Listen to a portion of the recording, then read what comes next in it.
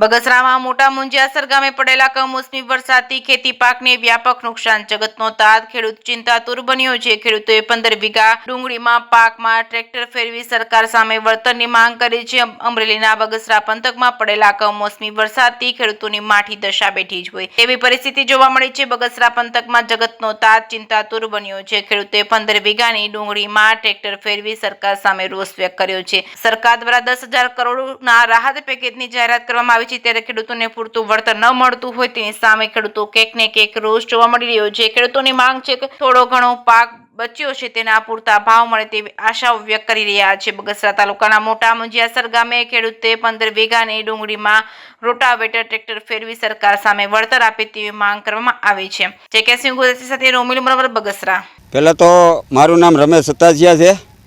મારું ગામ મોટા મુંજિયાસર, બગસરા તાલુકો, જિલ્લો અમરેલી. આજે જે કમોસમી વરસાદ થયો છે એમાં ચોમાસું તમામ પાકમાં નુકસાની ગઈ. મગફળી હોય, કપાસ હોય, સોયાબીન હોય, ડુંગળી હોય, તમામ પાક નુકસાનીમાં છે. અને આજે ખેડૂતોને આપણે નજર સામે જોઈએ છીએ કે ડુંગળી રાતા પાણીએ રોવરાવી રહી છે. કપાસમાં પણ આ જ પોઝિશન છે. મગફળી પણ આવી રીતે ઉગી ગઈ છે અને હાવ કાળી થઈ ગઈ છે. અને આજે ટેકાના ભાવમાં પણ ન હાલે એવી પરિસ્થિતિ છે. ત્યારે સરકારે ખેડૂતોને પેકેજ આપ્યું છે અને આ સરકારને ટેવ છે કે જ્યારે પેકેજ જાહેર કરે ને ત્યારે એમ લાગે કે આ તો બહુ મોટું પેકેજ છે. આપણે 10 વર્ષ ત્યાં જોઈએ છીએ કે અમરેલીમાં જ્યારે આપણા વડાપ્રધાન આવ્યા સદભાવના મિશનમાં ત્યારે પણ કરોડોનું પેકેજ આપ્યું હતું. આજે એક પણ રૂપિયો આવ્યો નથી. ત્યાર પછી આવ્યા હતા ડેરીના ઉદ્ઘાટનમાં મધ ઉત્પાદન માટે આ જિલ્લો કે ફર્સ્ટ નંબર બનાવવો છે અને આપણે કરોડોનું પેકેજ આપ્યું હતું. આજે એ પણ કાંઈ છે નહીં. એવી જ રીતે 10,000 કરોડનું પેકેજ આપ્યું એમ વાત કરે છે. પણ હિસાબ કરો તો ખેડૂતોને 1 વીઘે 3520 રૂપિયા આવે છે. આ ડુંગળી અત્યારે જે રોટાવેટર હાલી રહ્યું છે એ ડુંગળી વાવવાનો ખર્ચો ખાલી 3500 થી 3,500 4,000 તો થાય.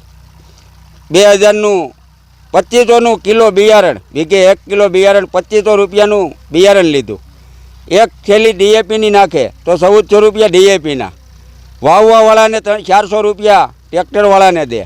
પાણી વાળવાની મજૂરી, આમ તમે ગણો તો પણ ખાલી વાવવાની પણ નથી દીધી. અને આજે તમે જુઓ કે ખેડૂતોને રાહત પેકેજ આપ્યું છે. રાહત પેકેજ અમારે ખેડૂતોને નથી જોતું. અમને ભાવ આપો. આ ડુંગળી જે તૈયાર થાય ને એનાથી દોઢા ભાવે લે ને તો ખેડૂતને આજે રાહત પેકેજની જરૂર નથી. રાહત પેકેજ શા માટે આપવું પડે છે આ વિચારવાની જરૂર છે. માટે હું સરકારને ફરી વિનંતી કરું છું કે રાહત પેકેજની જરૂર નથી. ખેડૂતોને ભાવ પૂરતો આપો એટલી જ વિનંતી છે. મારું નામ કલ્પેશ રફાળિયા, મોટા મુંજિયાસર મારું ગામ છે. હાલની અંદર સોયાબીન હતા મારે, એમાં પણ હાથમાં કાંઈ નથી આવ્યું. કપાસમાં એમ થયું છે. હાલ ડુંગળી 15 વીઘાની મારી છે, હાલમાં ઊભી છે, એમાં ભાવ નથી. બધા યાર્ડમાં જાણવા છતાંય 70 રૂપિયાની બોરી માગે છે. તો હાલમાં એવો નિર્ણય લઈને અને રોટાવેટર મારવાનો એક નિર્ણય લીધો છે અમે. હાલમાં રોટાવેટર પણ તમે જોઈ શકો છો ચાલુ છે.